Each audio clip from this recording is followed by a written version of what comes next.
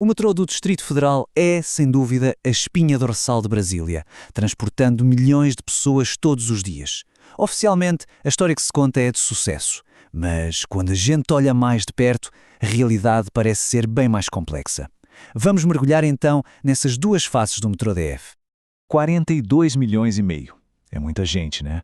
Esse é o número de passageiros que o metrô DF transportou em apenas um ano. Só esse dado já dá uma dimensão da importância gigantesca que esse sistema tem no dia a dia da capital. E a história oficial parece confirmar esse sucesso todo. Uma pesquisa de satisfação de 2024 aponta que 84% dos usuários estão satisfeitos. Um número bem alto que, assim à primeira vista, pinta o retrato de um serviço público exemplar, quase perfeito. Só que por trás das estatísticas existe a vida real, né? A realidade das plataformas lotadas, dos atrasos inesperados. Existe uma outra narrativa. Então, o que será que acontece quando a gente coloca essas duas histórias, a oficial e a do dia-a-dia, uma do lado da outra? Ok, vamos começar com a versão da própria gestão do metrô DF. A história oficial é uma narrativa que foca muito em modernização, em investimento e num futuro promissor para o transporte da capital. E essa frase do diretor-presidente, Anderson Cabral, resume bem essa visão. A mensagem é clara, um compromisso de melhoria constante. A promessa é de um sistema que está sempre evoluindo para melhor. E eles dizem que não é só da boca para fora. A gestão aponta ações bem concretas. Um sistema de bilhetagem mais moderno, mais de 100 catracas novas, postos de venda atualizados e tem um plano de investir nada menos que 900 milhões de reais em trens novos e sistemas de controlo.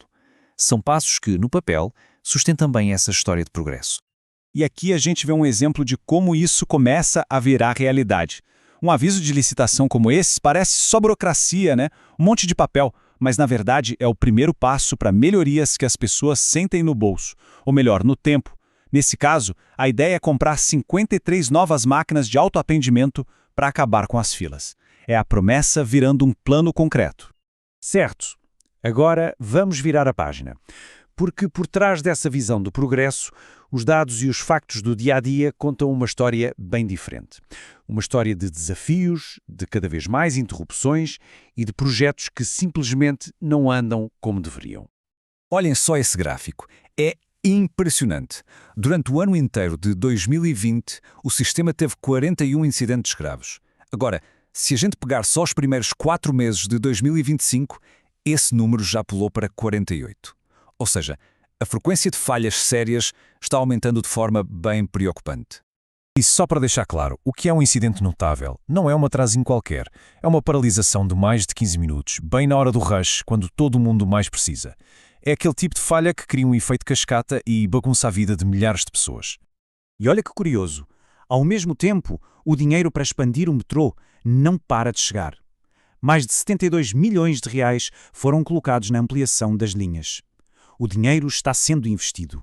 Mas o progresso real, lá no canteiro de obras, bem, essa é outra conversa. A situação das obras de expansão é bem clara aqui. O projeto de Ceilândia está parado.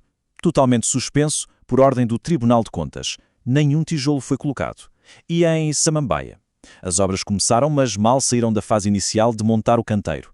O investimento existe, mas as novas estações continuam sendo uma promessa distante. Bom, já vimos os dados oficiais e o andamento das obras. Mas e quem usa o metrô todos os dias? O que essa pessoa tem a dizer? Os dados da ouvidoria do metrô DF dão uma resposta bem direta a essa pergunta. Em 2024, a ouvidoria recebeu mais de 10 mil manifestações, isso contando reclamações, sugestões e pedidos. É um volume enorme de feedback direto. É como se fosse uma janela aberta para as frustrações e preocupações diárias de quem depende do sistema. E do que as pessoas mais reclamam? Esse gráfico é bastante revelador. 63%. A segurança não é só a principal preocupação. Ela domina completamente as queixas, superando de longe todas as outras categorias juntas, como falhas no sistema ou problemas nos trens. E quando a gente mergulha nessas queixas de segurança, um problema específico salta aos olhos de forma alarmante. A reclamação mais comum, a mais insistente de todas, é a falta de fiscalização do vagão exclusivo para mulheres. O número é exato e impressionante. 2.600 reclamações. Isso é mais de um quarto de todas as manifestações que a ouvidoria recebeu. Um único problema que mostra uma falha sistémica e que é, claro, uma fonte constante de insegurança e frustração para muitas passageiras.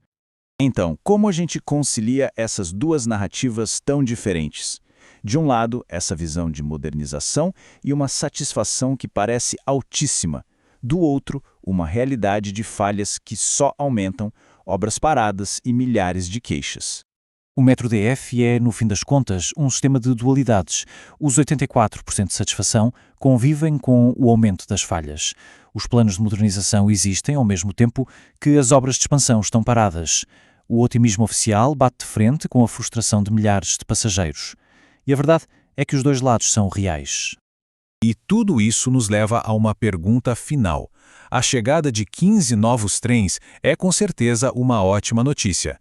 Mas será o suficiente? Ou o maior desafio para o metrô DF vai ser justamente equilibrar o investimento em expansão com a necessidade urgente de melhorar a confiança, a segurança e a experiência de quem usa o sistema hoje? O futuro dos trilhos de Brasília depende dessa resposta.